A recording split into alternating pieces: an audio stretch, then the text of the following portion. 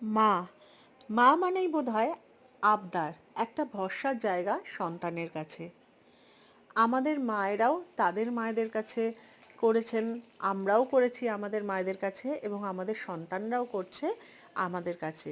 এটাই যেন একটা বাস্তব, চিরকালীন একটা অভ্যাস।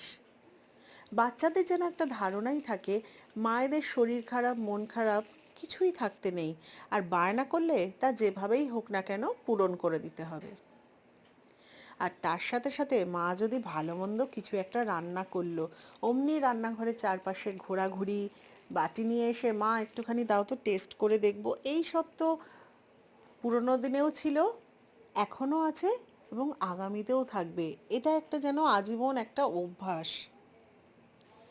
যাই হোক, এতদিন ছুটি না থাকায় আজকে ছুটি নিয়েছিলাম, এবং ছুটি নিতেই দেখলাম যে বায়না এসেছে কি না লতি বানিয়ে দিতে হবে। তো সে আগেই দেখে ফেলেছে ফ্রিজে লতি কাটা ছিল। তো অন্যান্য দিন কাটার ঝামেলার জন্য এগুলো বানিয়ে ওঠা হয়ে ওঠে না।